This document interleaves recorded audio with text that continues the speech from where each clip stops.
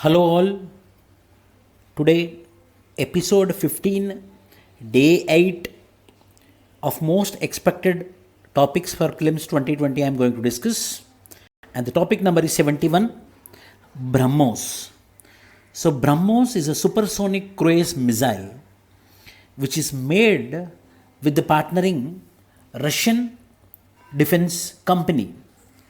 BrahMos supersonic cruise missile featuring Indian propulsion system, airframe, power supply and other major indigenous components have been successfully test fired. BrahMos is a joint venture between the DRDO and the NPOM of Russia. Both together manufactured this BrahMos. BrahMos is named on the rivers Brahmaputra and Moskova of Russia. So prelims point of view important, what is the river is Moskova of Russia. It is a two-stage solid propellant engine in the first stage and liquid ramjet in second stage. So you have to remember it's a two-stage, that is solid propellant as well as liquid ramjet in second. Air to surface, from air to the surface missile with a flight range of around 300 kilometers.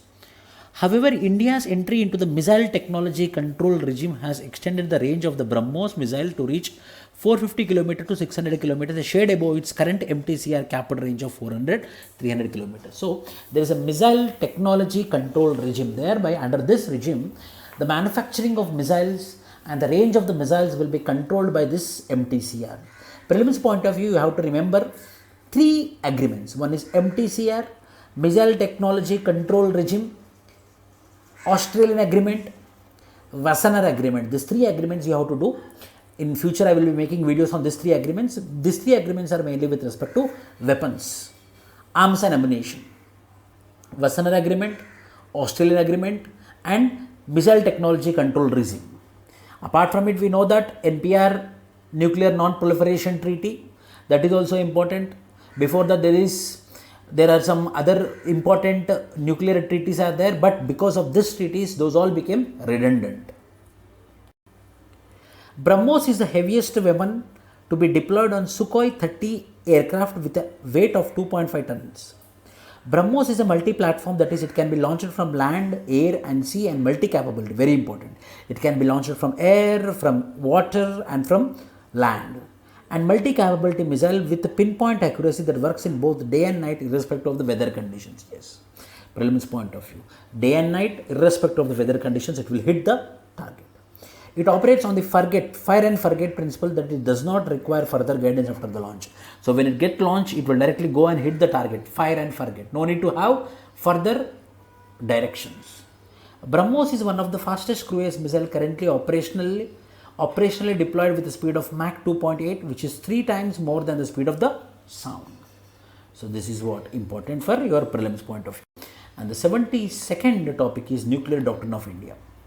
Recently, Defense Minister of India told that we are having a outlook, or we are having a look on no first use nuclear policy. Up to now we have the policy of no first use, but now we want to have a no first use nuclear policy. That means whether we want to do away with no first use nuclear policy. That means we told earlier our policy is that we are going to use our nuclear weapon if and only if any country uses on us. If not, I will use my nuclear weapon. If not, I will use my nuclear weapon. There is a chance that I might use my nuclear weapon in my first instance only. That is what it says. So we are going to relook, we are going to reinvest, we are going to reinvent onto the nuclear doctrine of the country. Amidst heightened tensions between India and Pakistan, Defense Minister of India recently said that no first use nuclear policy of India may change in the future.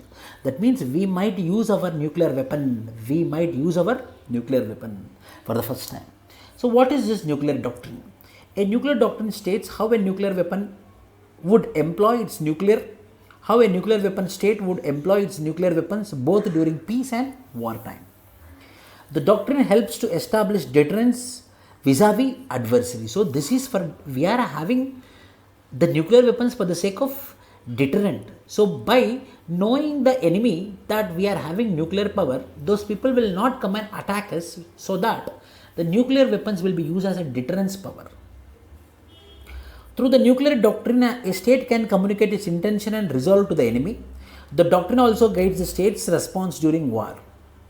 Nuclear program of India was initiated in the late 1940s under the guidance of Homi J. Bhabha. Nehru was against nuclear weapons, so he pleaded with the superpowers for comprehensive nuclear disarmament.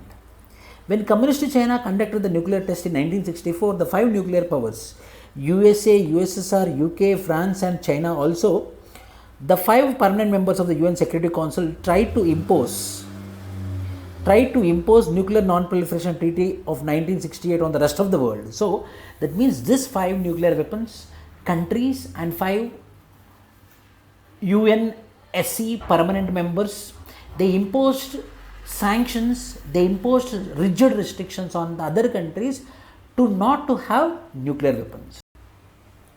So what is this nuclear non-proliferation treaty, which is signed in 1968?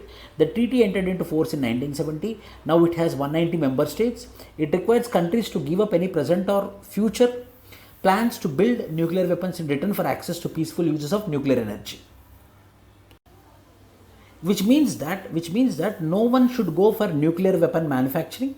You can go for nuclear technology for the sake of peaceful use. What is the peaceful use of nuclear technology means?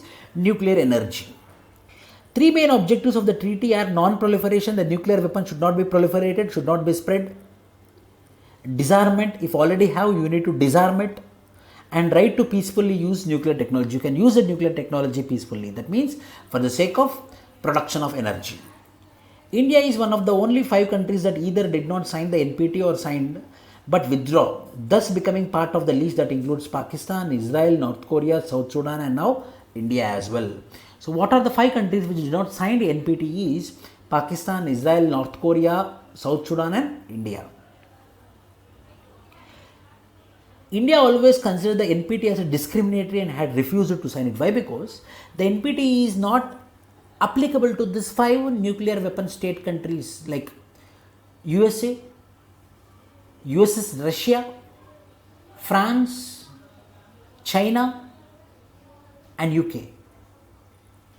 So the question is, why only you five can have the nuclear weapons, why we should not have? That's why India is every time telling that NPT is discriminatory in nature. India has opposed the international treaties aimed at non-proliferation since they were selectively applicable to the non-nuclear powers and legitimized the monopoly of the five nuclear weapon powers. So India is totally against this international treaty, nuclear non-proliferation treaty. And the next topic is 15th Finance Commission. The 15th Finance Commission, who head it? NK Singh, prelims point of view, very important. 15th Finance Commission, NK Singh, recently had a held meeting with RBI. What are the issues? Continuity of the Finance Commission, a permanent status to Finance Commission, and robust expenditure planning is the need of the hour. This is required in view of the fiscal management requirements of the state, especially given the absence of midterm reviews of awards granted by the Finance Commission. So this 15th Finance Commission is going to start from 2020 and going to end by 2025. So what this 15th Finance Commission is going to recommend? So similarly, there is State Finance Commission also, and this is Central Finance Commission under Article 280 of the Constitution, and State Finance Commission is also there under the Constitutional Amendment Act of 73. States have not been setting up their State Finance Commission every 5 years as mandated by the 73rd Constitutional Amendment Act. So State Finance Commission is present in which Constitutional Amendment Act means 73rd Constitutional Amendment Act.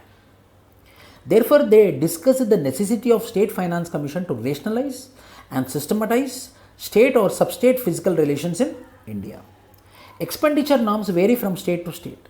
Therefore, there is a need of uniform standard expenditure codes across the country. This is what which is recommended by NK Singh headed 15th Finance Commission of India, which is a constitutional body. What is this 15th Finance Commission? The Finance Commission is constituted body under Article 280, created every 5 years to recommend the transfer of financial resources from the center to the state. The Commission also decides the principles on which grants in aid will be given to the states. The 15th Finance Commission was constituted on November 27, 2017 and is headed by NK Singh. The recommendations to be observed for a period of 5 years will kick in from April 1, 2020 to March 31st, 2025. So this is about Finance Commission. Another day I will be discussing about the recommendations of Finance Commission. Avian botulism at Sambar Lake. This is the topic which is important for environment and ecology. What is this issue? I will be discussing now. See, deaths of birds at Sambar Lake due to avian botulism, apex center for animal disease. This became an apex center, Sambar Lake. The Indian Veterinary Research Institute, Uttar Pradesh, has confirmed avian botulism as the reason for mass mortality of birds at Sambar Lake in Rajasthan. So it became a center, epicenter. It became the epicenter. What is this avian botulism? You know that avian means birds. Avian botulism is a neuromuscular illness caused by botulinum, natural toxin that is produced by bacteria Clostridium botulinum. The bacteria is commonly found in the soil, rivers and seawater. It affects both humans and animals. The bacteria also needs anaerobic, absence of oxygen conditions, and do not grow in acidic conditions. It affects the nervous system of birds, leading to paralysis in their legs and wings. The outbreaks of avian botulism tend to occur when average temperature are above 21 degrees Celsius and during droughts. So those are the conditions for avian botulism. The Sambar Lake is India's largest inland seawater body located near Jaipur in Rajasthan. The lake is surrounded on all sides by the Aravalli Hills. It is a source of most of Rajasthan's salt production. Sambar has been designated as a Ramsar site, recognized wetland of international importance because the wetland is a key wintering area for tens of thousands of flamingos and other birds that migrate from northern Asia. So there is a mass mortality, reduced water levels. This might have increased salinity levels, leading to death of living organisms. The decaying plants or animals materials are capable of hosting the bacteria for a longer period of time. A bird-to-bird cycle, since only insectivorous and omnivorous birds were affected and not herbivorous. That means who are depending upon the insects. The birds feeding on dead birds would have been possible cause of such mortality. The possibility of external factors like water pollution and eutrophication are ruled out as no farming is being carried out in the vicinity of Sambar Lake. So these are the factors for this avian botulism. Chief of Defence Staff. So recently the Cabinet Committee on Security came to a conclusion that we are going to have CDS, Chief of Defence Staff. The government has modified the service rules of the Army, Navy, Air Force to enable the appointment of the Chief of Defence Staff and fix the upper age limit at 65 if a service chief is appointed to the post of Chief of Defence Staff. The service Army, Navy and Indian Air Force chiefs when appointed are usually given a tenure of 3 years or till they attain the age of 62 years, whichever is earlier. However, the tenure of the Chief of Defence Staff has not been fixed yet. The Cabinet Committee on Security approved the creation of the Chief of Defence Staff. So there will be Chief of Defence Staff for Army, Air Force, Navy, and he will be the principal advisor to the Defence Minister and he will be the decision maker of these three forces. The CDS will act as a principal military advisor to the Defence Minister on all matters relating to tri-services. He will be appointed in the 4-star mark at par with the 3 services chief. That means on par with 3 services chief. The CDS will also serve as a permanent chairman of the Chief of Staff Committee. So he will be a permanent member of the Chief of Staff Committee, which comprises the 3 service Committee on Chief of Staff Chiefs.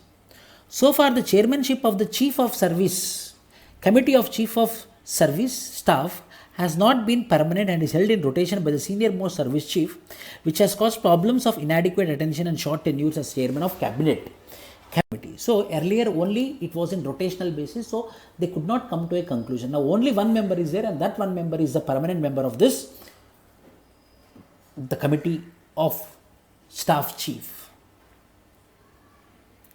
The Tri-Services Agency organization and commands relating to cyber and space will be under the command of the CDS.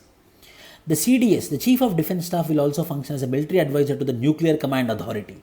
So to the Nuclear Command Authority, he will be working as the military advisor. Who is the Nuclear Command Authority?